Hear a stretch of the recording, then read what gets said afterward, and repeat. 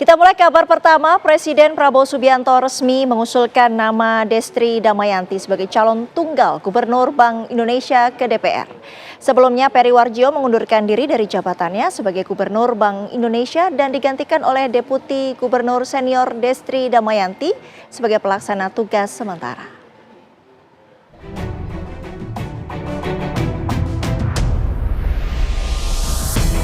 Teka-teki siapa pengganti Peri Warjio di jabatan Gubernur Bank Indonesia mulai terkuak.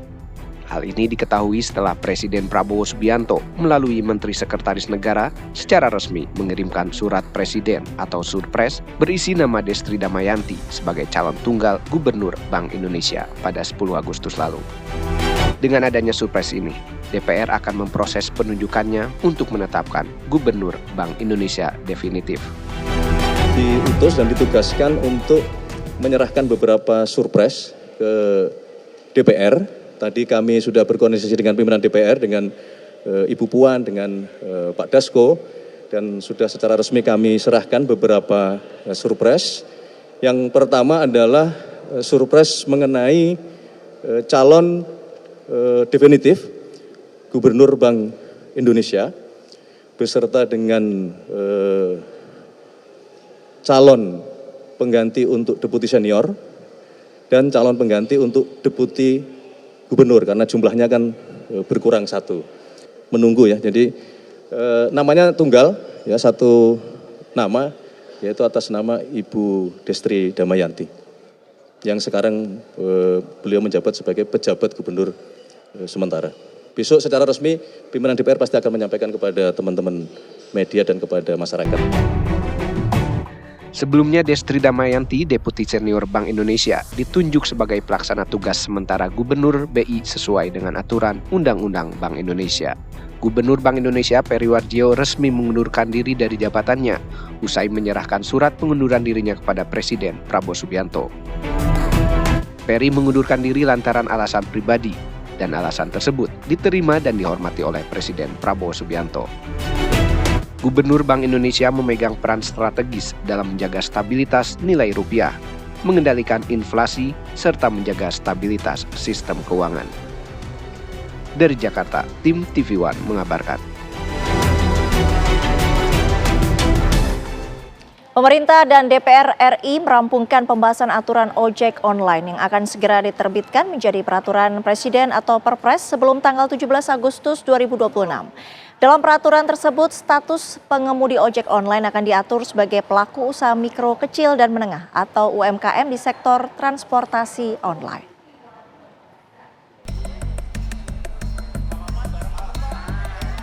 Pemerintah dan DPR melakukan rapat dan telah menyelesaikan pembahasan mengenai pengaturan ojek online. Sejumlah Menteri Kabinet Merah Putih yang hadir dalam rapat ini diantaranya Menteri Sekretaris Negara Prasetyo Hadi, Menteri UMKM Maman Abdurrahman, dan Menteri Perhubungan Budi Purwagandi.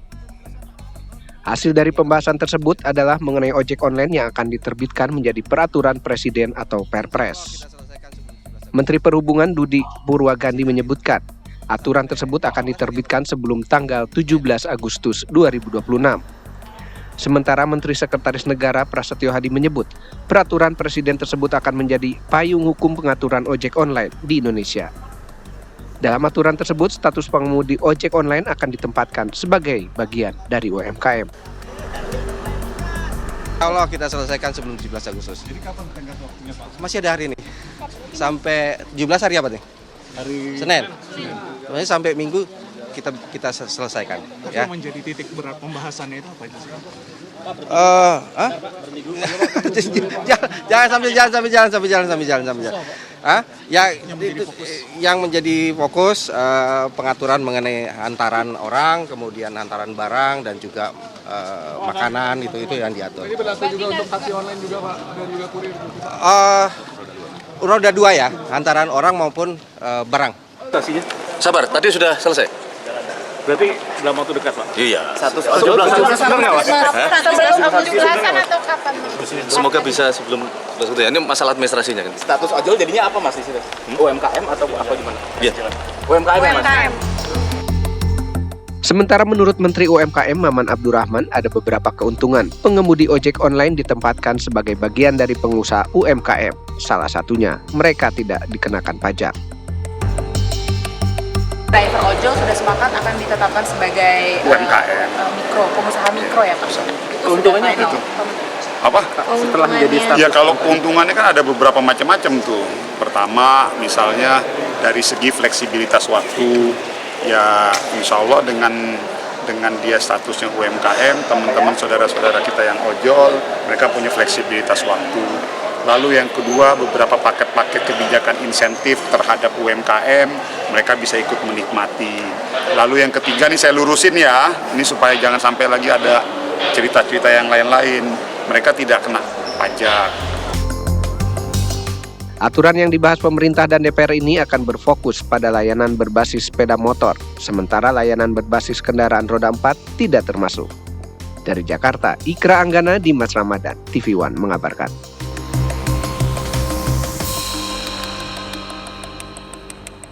Kita ke kabar lain, Komisi Pemberantasan Korupsi KPK menahan 4 tersangka terkait kasus dugaan korupsi pengadaan iklan di Bank Pembangunan Daerah Jawa Barat dan Banten (BJB). Penahanan dilakukan usai mereka diperiksa sebagai tersangka di Gedung Merah Putih KPK. Tersangka yang ditahan ialah pemimpin Bank BJB tahun 2020-2024 dan para pimpinan perusahaan iklan.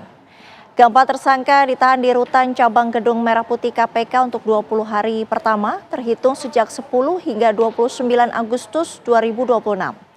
Namun satu tersangka yang absen dari panggilan hari ini ialah Yudi Renaldi selaku Direktur Utama BJB 2019 hingga Maret 2025.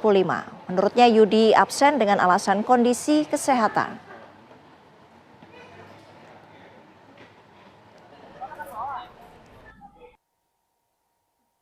Di antaranya dilakukan penahanan, tadi yang kami sebutkan ada 5, jadi ada 1 yang belum bisa hadir saat ini dan yang bersangkutan sedang menyampaikan dalam kondisi sakit. Jadi ada keterangan di surat kepada penyidik bahwa yang bersangkutan dalam kondisi sakit. Dan segera kita akan lakukan penjawaan ulang untuk tindakan-tindakan upaya paksa berikutnya. Pemirsa, mantan Menteri Agama Yakut Khalil Humas hari ini menjalani sidang perdana kasus korupsi kuota haji tahun 2023-2024. Sidang berlangsung di Pengadilan Tindak Pidana Korupsi Tipikor dengan agenda pembacaan dakwaan. Dalam sidang ini Yakut mendengarkan seluruh pembacaan dakwaan yang disampaikan oleh penuntut umum. Selain Yakut, 3 orang lainnya juga menjalani sidang pembacaan dakwaan oleh jaksa penuntut umum pada Komisi Pemberantasan Korupsi. Berdasarkan perhitungan tim auditor BPK RI, kasus dugaan korupsi haji tambahan tahun 2023-2024 diduga merugikan negara hingga 622 miliar rupiah. Ibu di sini, Bang. Sebelah sini. Bang. Ibu di sini, Bu.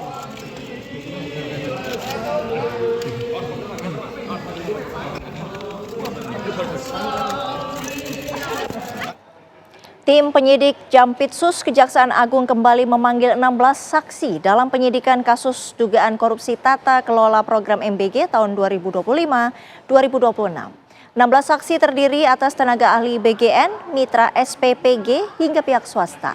Berikut keterangan Kepala Pusat Penerangan Hukum Kejaksaan Agung Anang Supriyatna. Pada hari Senin tanggal 10 Agustus 2026, tim Kejaksaan Agung telah melakukan pemanggilan terhadap 16 orang saksi terkait dugaan kasus tindak pidana korupsi dalam tata kelola program makan bergizi gratis atau MBG pada BGN periode tahun 2025 sampai dengan 2026 terkait dengan pengadaan IT dan penyediaan SPPG.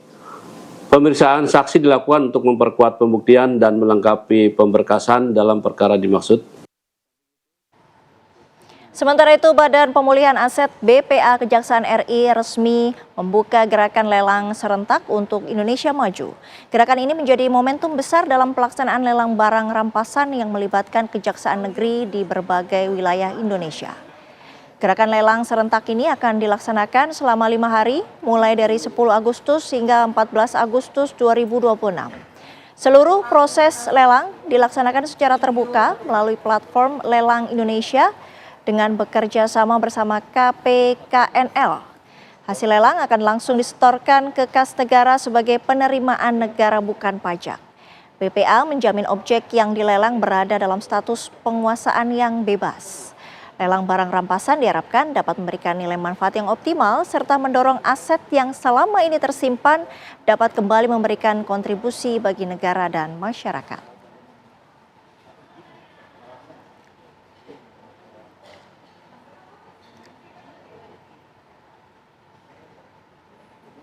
Majelis Ulama Indonesia MUI mengecam keras aksi promosi minuman keras miras dengan tantangan atau challenge hafal Al-Quran, kabarnya sesaat lagi.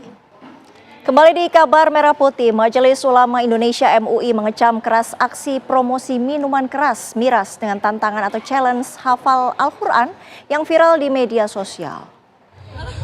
Menurut Wakil Ketua MUI, Holil Nafis, membuat challenge membaca salah satu surat Al-Quran dengan iming-iming hadiah minuman keras adalah bentuk penghinaan atau penistaan agama. Pihak penyelenggara harus bertanggung jawab dan secara moral itu tidak layak serta ada kemungkinan penistaan agama. MUI meminta kepolisian untuk memproses hukum dan mencari orang tersebut.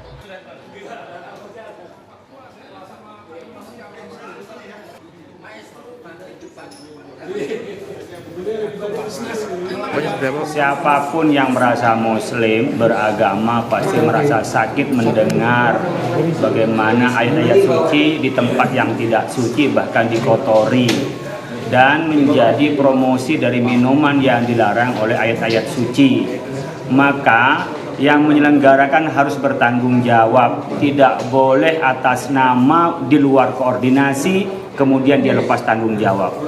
Yang kedua, harus dicari siapa yang punya inisiasi dan siapa yang melakukan penistaan itu secara hukum, secara moral itu tidak layak dan mungkin nanti indikasi penistaan agama, tolong itu diproses. Informasi selanjutnya, pemerintah Provinsi DKI Jakarta akan menggencarkan operasi modifikasi cuaca atau hujan buatan hingga 2 kali dalam sepekan. Langkah ini dilakukan menyusul prediksi puncak El Nino yang diperkirakan berlangsung hingga akhir September atau awal Oktober 2026. Menurut Gubernur Pramono Anung, tantangan terbesar dalam modifikasi cuaca adalah minimnya awan yang bisa dimodifikasi. Sementara selain menggencarkan hujan buatan, Pemprov DKI Jakarta juga menyiapkan sejumlah langkah mitigasi, yakni menjaga ketersediaan air bersih dan mengantisipasi kebakaran.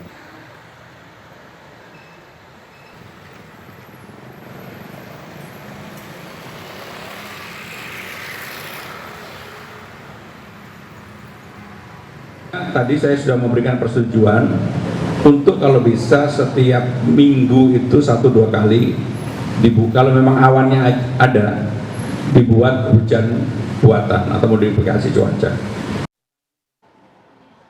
Pemirsa, Menteri Dalam Negeri Tito Karnavian dan Menteri Agraria dan Tata Ruang, Kepala Badan Pertanahan Nasional Nusron Wahid menandatangani surat edaran bersama SEB terkait percepatan verifikasi dan validasi pembayaran bea perolehan hak atas tanah dan bangunan BPHTB. Surat edaran bersama tersebut menetapkan batas waktu verifikasi dan validasi BPHTB maksimal 3 hari untuk mendukung percepatan pelayanan peralihan hak. Penerapan batas waktu 3 hari pada proses tersebut menjadi bagian dari transformasi pelayanan peralihan hak atau balik nama yang ditargetkan Kementerian ATR BPN selesai maksimal 10 hari. Selama ini proses verifikasi dan validasi BPHTB masing-masing daerah belum seragam, sehingga menjadi salah satu tahapan memperlambat proses balik nama.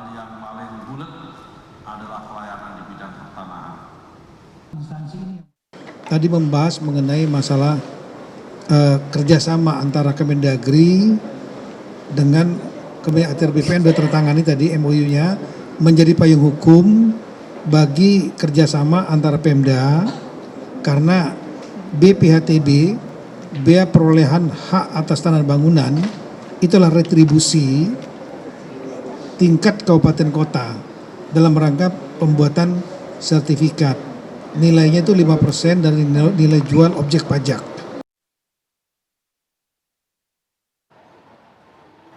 Kita ke kabar lain, pemerintah resmi melepas ekspor komoditas logam tanah jarang melalui Pelabuhan Wikora Pontianak, Kalimantan Barat.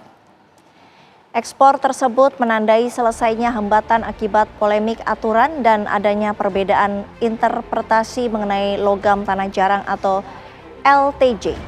Nilai ekspor sebesar 124 juta dolar Amerika Serikat setara 2,2 triliun rupiah.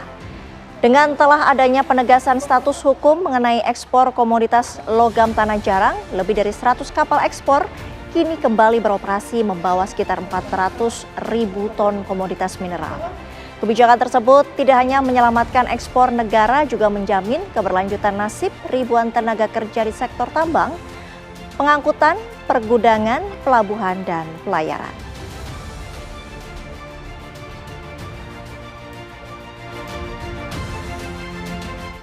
Kegiatan ini menandai bahwa hambatan ekspor akibat perbedaan interpretasi ketentuan logam tanah jarang atau LTJ ini dapat diselesaikan dan kegiatan pengapalan kembali berjalan.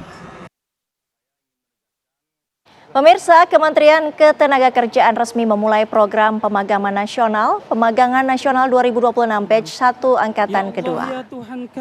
Sebanyak 50.000 peserta mengikuti pemagangan nasional 2026 batch pertama yang resmi dimulai hari ini. Para peserta sebelumnya telah melewati proses seleksi dan orientasi sebelum mengikuti kick-off program. Program ini menjadi bagian dari target pemerintah menyediakan 150.000 kepesertaan magang sepanjang 2026 untuk memperkuat kompetensi dan kesiapan lulusan perguruan tinggi memasuki dunia kerja. Pemerintah berharap program pemagangan nasional dapat menjadi jembatan bagi lulusan perguruan tinggi untuk mendapatkan pengalaman kerja. Ambil mic kemudian bicara. Which is itu oke, percaya diri dulu ya. Inisiatif dan berani. Apa? Kalau ditugaskan sesuatu, itu kewajiban Anda untuk mengerjakan gitu ya. Nah, tapi kerjakanlah hal-hal yang mungkin Anda bisa. Tapi di situ belum tahu, makanya tunjukkan. Nah, tempat baru Anda ini nggak tahu Anda bisa apa, ngapain, kemampuanmu apa. Anda bisa punya skill apa selain yang pekerjaan nanti Anda geluti gitu ya. Nah, tunjukkan itu. Informasi selanjutnya, Kementerian Transmigrasi menggelar seminar kerjasama dengan Kedutaan Besar Republik Rakyat Cina dan Peking University untuk menggali model pembangunan yang dinilai relevan dengan program transmigrasi di Indonesia. Wakil Menteri Transmigrasi Viva Yoga Mauladi menyampaikan pemerintah tengah mengkaji berbagai model pembangunan yang dapat disesuaikan dengan kondisi ekonomi, sosial dan budaya masyarakat di kawasan transmigrasi. Pengembangan tersebut mencakup peningkatan kualitas sumber daya manusia, pembangunan kewilayahan, pengembangan model ekonomi berbasis potensi produk daerah, serta pembangunan industri di kawasan transmigrasi.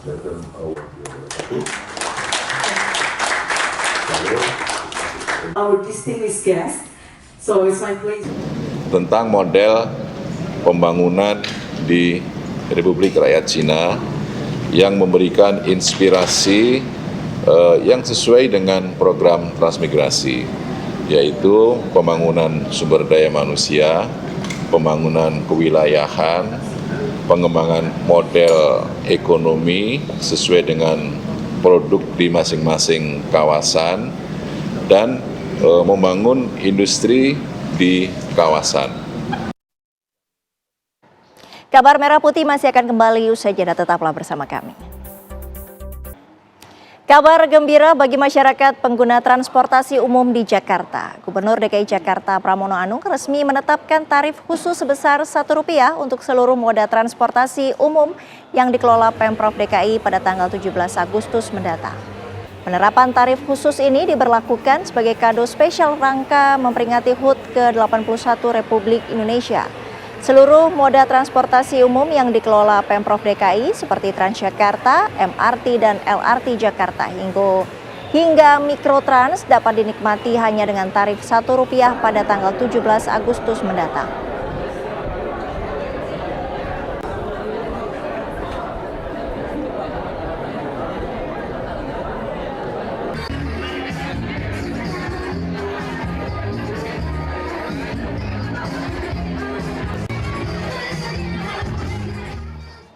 TNI AD jajaran Yonzikom 13 Karya Etmaka bersama Korem 161 Wirasakti mempercepat perbaikan jembatan Tarmanu yang putus sejak 4 tahun silam.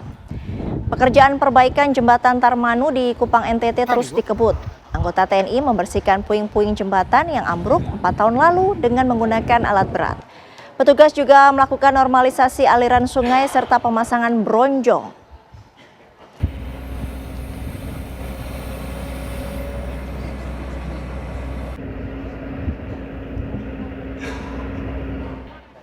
Informasi selanjutnya, di tengah percepatan transformasi digital global, Indonesia kembali menegaskan posisinya sebagai pemain utama di Asia Tenggara.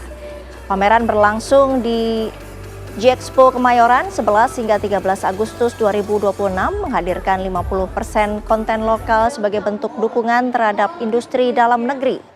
Ajang ini menjadi etalase besar bagi berbagai inovasi mutakhir mulai dari teknologi 5G, kecerdasan buatan, hingga solusi manufaktur pintar. Melalui gelaran Indonesia Technology and Innovation Expo atau INTI 2026, Kadin bersama dunia usaha berupaya membangun ekosistem digital yang mandiri dan berdaulat. INTI Conference 2026. Kepada bapak-bapak yang berada di atas panggung, kami mohon kesediaannya. Itu kita mengupas seluruh ekosistem digital di Indonesia, mulai dari infrastruktur, dari hulunya, jadi infrastruktur kita bicara data center, kita bicara connectivity, internet dan lain sebagainya, sampai ke aplikasinya. Pemerintah menggelar latihan parsial di Istana Merdeka Jakarta Pusat menjelang upacara peringatan Hari Ulang Tahun ke-81 Republik Indonesia.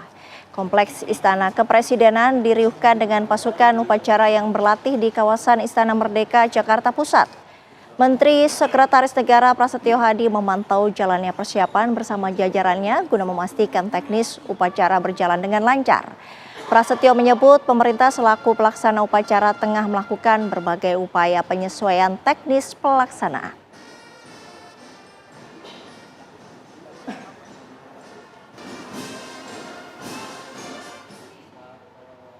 Informasi tadi penutup kabar Merah Putih hari ini. Sesaat lagi Anda dapat menyaksikan berita utama kriminal bersama Ninda Febiola. Saya Sita Paprika pamit. Terima kasih. Sampai jumpa.